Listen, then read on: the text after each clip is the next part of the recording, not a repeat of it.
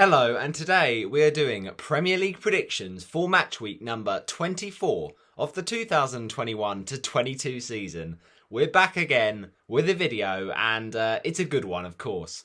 It is predictions. Now, obviously, big game coming up on Saturday night. Burnley-Watford.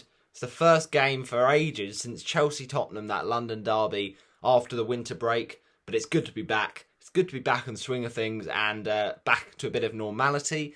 But that's a massive game. Absolutely massive game for the first match for Roy Hodgson and Ray Lewington. I'm really nervous. I'm trembling. But we got to just go to Turf Moor, get something at least. Please, 3 points. Ideally, probably, should be, hopefully. But hopefully what they've done on the training ground has really helped. He looks so clever, straight to the point, Roy, and the things he's been saying have been really encouraging. So, fingers crossed, the players have taken on board that advice and can actually, help the team get some goals. But it's going to be an interesting one. So, we will just tell you my prediction for that. I think I already had predicted it from match week 22. Then, of course, it got cancelled in match week 22. And then it got rescheduled for counting as in week 23, which was, of course, last week. So, but just because it's tomorrow, I will predict it. I'm saying Burnley 0, Watford 2. Goal scorers, I think I might have put some different goal scorers down, but I'm going to change it tonight. I'm feeling a little bit saucy. So, I can tell you that my prediction for this Burnley-Watford game, first of all, what is my predicted lineup? Well, it's just typical luck, isn't it? That Burnley postponed pretty much every time we've had to play them.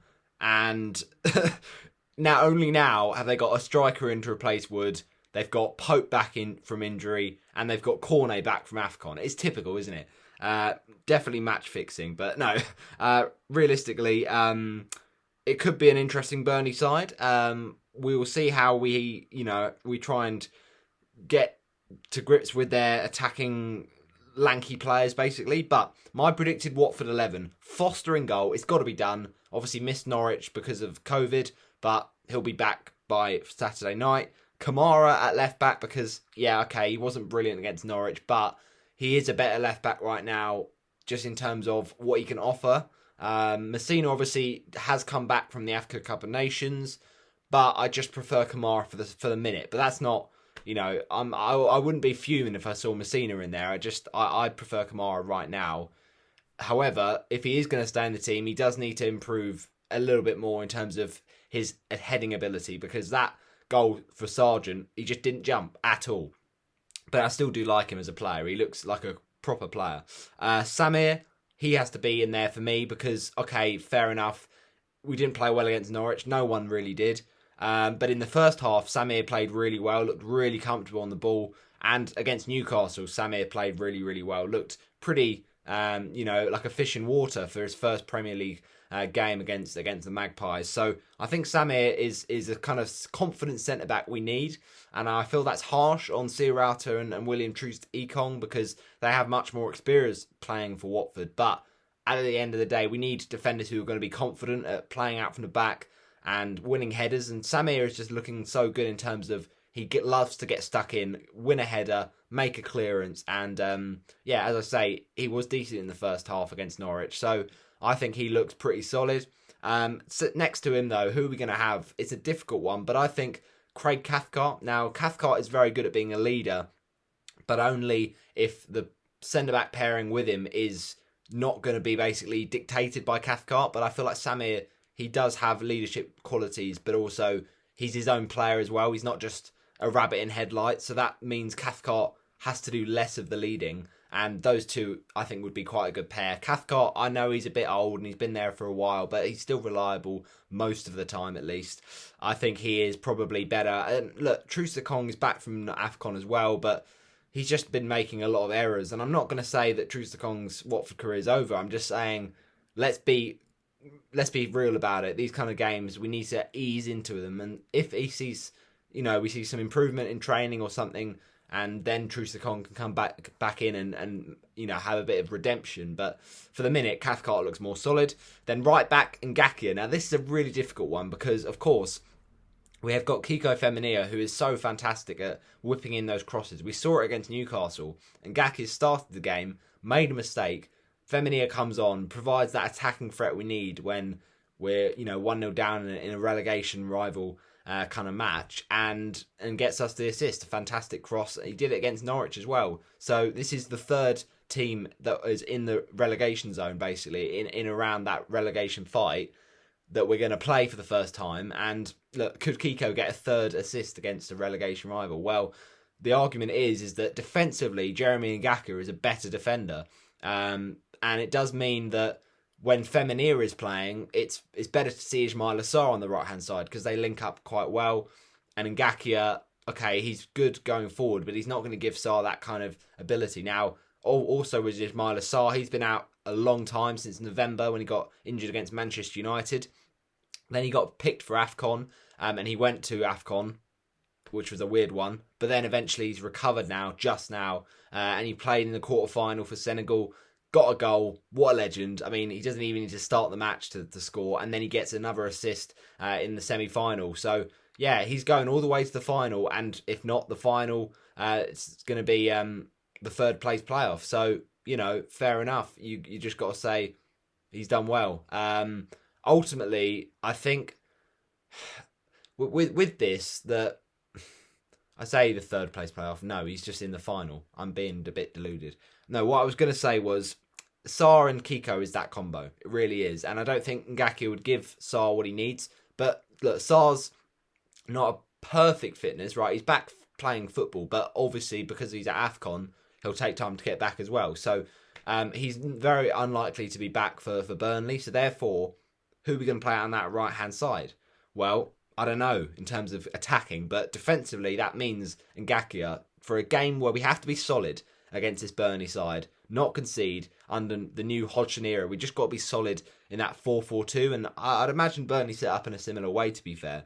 But I think Ngakia, for this kind of game, first game of Hodgson era, just stay solid. Don't try and attack too much the fullbacks. I know Kamara can do that, but I feel like we haven't really got a right mid that is capable of tracking back, and therefore we need that defensive cover at the right back situation. Then the midfield is a tricky one, right? It's very flexible because if we do play a 4-4-2, then you could have wingers / midfielders, left midfield and right midfield, that do track back rather than go forward and then we've got no one to defend. Because what you really want to see in a 4-4-2 or a 4-2-3-1 is those three holding midfielders. Now, that is what a lot of teams that want to keep it tight do. We could play the 4-4-2 and just have two holding, but I'm worried about that. I feel like maybe two up front would be too much of a risk. Perhaps you can play Pedro and King together, because of course Emmanuel Dennis is suspended for this game after his red card against Norwich. But ultimately, I think Hodgson will keep it safe. You got to just start off and see how you do, and hopefully nick a goal on the break and get the win. Clean sheet, get the win. That's all we want. And we've got enough qualities to do that. But on the left-hand side, it's a big opportunity for Ken Sema, perhaps, because, with Emmanuel Dennis out, and also you've got Ismaila Sarr out, it means there's that left mid spot that has an option. Now, one option is, of course, Samuel Kalu, who's now come in from Bordeaux. Looks like a decent signing, kind of similar to that Dennis in terms of, he's a player who's not been amazing, not amazing stats, but he's got a lot of potential and could light up, the Premier League and be one of those names that makes himself. That's what Dennis did. So he might have a few attitude problems, but Hodgson can put an arm around him and sort him out, and that could be decent. He can play on the left for sure. He can. He is, I think, generally right-footed, so I think he usually likes to cut inside, but it would be more suited to a left mid, right? So that's Ken Sema. And Sema has had a good relationship, apparently, with Hodgson. They've talked in Swedish. Hodgson can talk 5 languages, so that's pretty cool. So he could go on that left-hand side. Or Joao Pedro, right? Joao Pedro can play on the left. It's not his, main position, but he could sort that position out. Midfield, though, probably need the 3 just to protect. So Sissoko has to start for me. Kayembe has been really good recently, so I don't see any reason why he should be dropped. But between him and Louza, it is quite a tough one. Because obviously we said with Messina, and the same thing applies for Morocco, he's back now, Imran Louza. Will he be 100% fit? Well, he didn't start the season well, and then he kind of grew into his career at Watford. So I don't know if he'll be ready to go, but if he is, then he's definitely a contender because he's been fantastic in that number 6 role. It's just that Kayembe's kind of the same role. So do we have 2 number 6s and then one more, lung-busting midfielder like Sissoko? I don't know. It could be interchangeable as well. So if we had Sissoko, Kayembe, Loser, which is a pretty strong midfield, you could interchange if Loser's not quite ready yet, Cleverly, or if Kayembe's not feeling up for it, maybe you could put Cleverly there. So in terms of the right midfield, though, I think the options are either Kalu or Cucho. Cucho Hernandez has been pretty good this season, but obviously he's been more of a player from the bench because we've just had a lot of players who have to play ahead of him. But Kalu, as I mentioned, he is really right-footed. So his first position, his main position is right mid. So that could be an opportunity for Kalu to play instead. And then you could have Sema or Pedro on the left. I mean, I'd probably pick Sema, to be honest. I think Sema needs a chance to prove himself because he was good in the Championship. I know it's a big step up and he's not shown the quality, but honestly, he can get down those wings really well. And then Josh King up front, it's a no-brainer. Obviously, with Dennis out, and we haven't really got anyone else in terms of strikers. And as I mentioned, we could play Pedro there, but then if we're playing Pedro and King, and unless Pedro drops into like a number 6, number 8 role to help out the midfield, you're not going to really want to have 2 up front because it needs to be more defensive. Weghorst, Cornet, McNeil, Westwood, Cork, Lennon, Peters, me, Tarkowski, Roberts and Pope. That's my predicted Burnley 11. But the point is, get the win, 2-0, goals from Joshua King in the 25th minute, and then a cheeky little goal, a first Watford goal for Edu Kayembe. You heard it here first, people. And that will come on the 59th minute. So King, first goal, actually it will be on 25th minute, then 59th minute from Edu. You love to see it. Now, let's move on to Match Week 24, which is the main part of this video, but I just wanted to kind of have a mini preview of that Burnley-Watford game because it's just such a significant one for Hodgson to start his time at Watford. But in terms of Match Week 24 then, it is the midweek games. They are an interesting round of fixtures for sure.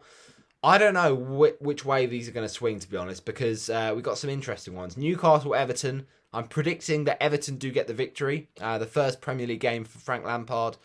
They do play, of course, Brentford in the FA Cup this weekend, but with Richarlison back and Calvert-Lewin possibly injured, I think this will be a massive game for Everton because they've just started to be dragged into it, but I think they will have enough quality on the day. Newcastle United 1, Everton 3.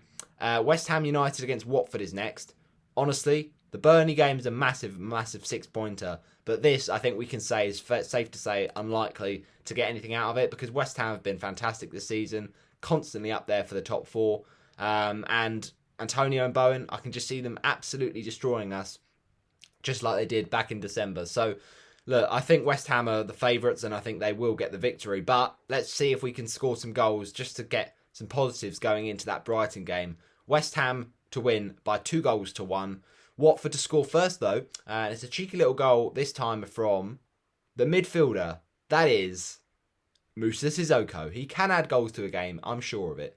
By the way, talking of Sissoko, did you know he's got the best record against Burnley of many midfielders? Now, he's scored for them against Burnley for Newcastle, did it against Newcastle for Tottenham, against Burnley for Tottenham, and could he do it now against Burnley for Watford? The scenes, if he does.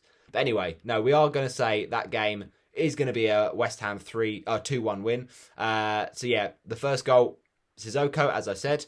Goals for West Ham, though, Bowen will get 1, and then the second, Cresswell. Now, we have frozen, but bear with me because it's the way it is, right? I just need to get this video out. Burnley United. Now, this is an interesting one. I think that for this game, Burnley will struggle. They have signed Wout Weghorst, who I mentioned, but Man United, I think they will eventually retain some form. And Ronaldo, this is the moment for him to shine. Burnley 1, Manchester United 3.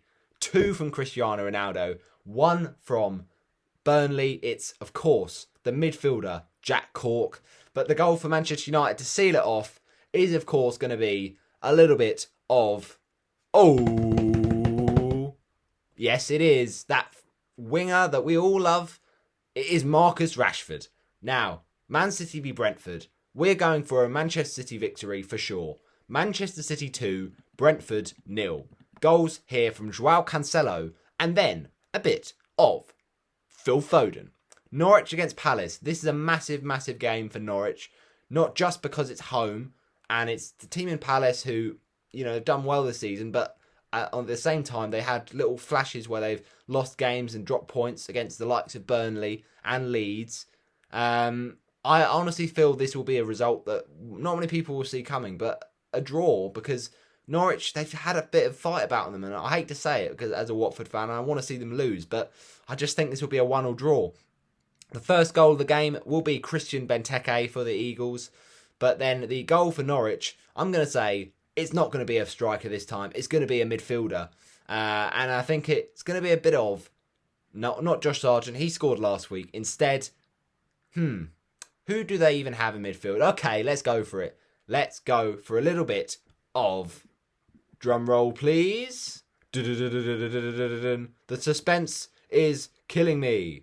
I can tell you that it is a little bit of... Yes, you guessed it. The man who played in that match up at Vicarage Road. It was, in fact, the player Pierre-Lies Melou, who should have been sent off, but we'll brush over that. Right, moving on to the next fixture this match week. It is, of course, the game between Spurs and Southampton. 2-0 to Spurs, 2 from Harry Kane. That's what he does against the Saints. Villa Leeds, interesting. 2-0 to Leeds. I'm going for it. Rafinha and a little bit of Ayling. Wow. Liverpool, and they're playing Leicester. 2-1 to Liverpool. It always is against Leicester. It will be Sadio Nope. He's still playing for Senegal. It will be, I meant to say, Jota. Then for Leicester, it's going to be a Vardy goal. And the second Liverpool is, of course, Trent. Now, Wolves-Arsenal, 2-0 to Arsenal. Goals from Saka and Martinelli to wrap up the win. And that wraps up my Premier League predictions for match week 24. The theme of the week, by the way, just quickly, is going to be this week. What else can it be, right? London's calling to the faraway town. The Clash. That's the song of the week. And it's London. London, the city of 1,000 dreams. Because, of course, we have a trip to London. It is the East End at the London Stadium. Come on, you horns. Let's get the win. And I do this because I think this is the sign of unity we need to show. Not the Hammers sign. It is Watford. Come on, you horns. Let's go. Let's get the victory.